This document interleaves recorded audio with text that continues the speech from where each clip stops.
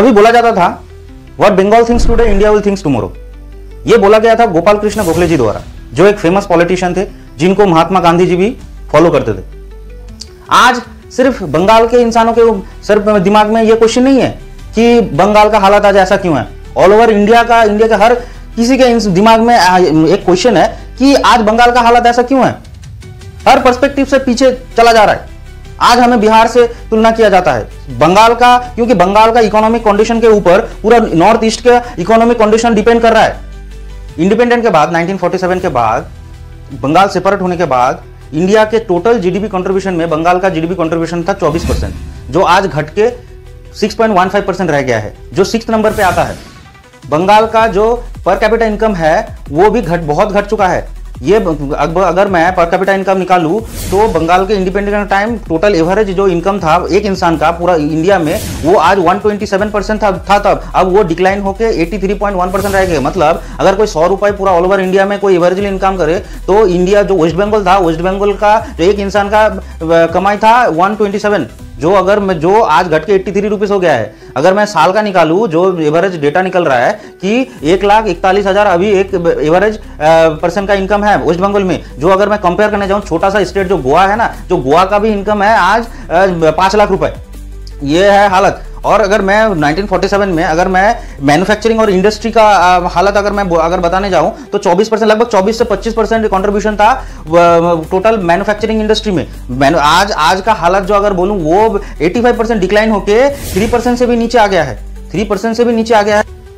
Independent के time 1948 में बंगाल में जितने भी इंडस्ट्री थे ना, उस इंडस्ट्री में जितने भी लगभग 1400 से ऊपर फैक्ट्रीज थे, तो उस फैक्ट्री में 10 लाख से ऊपर नौकरी था, जो ऑल ओवर इंडिया में 1 नंबर पोजीशन पे था। जितने भी टर्म बोलो तो सबसे फर्स्ट वो बंगाल में स्टार्ट हुआ। कोलकाता जो कोलकाता पोर्ट था सबसे इंडिया में सबसे बड़ा पोर्ट था, जिसमें 9.5 टन कार्गो सप्लाई होता था।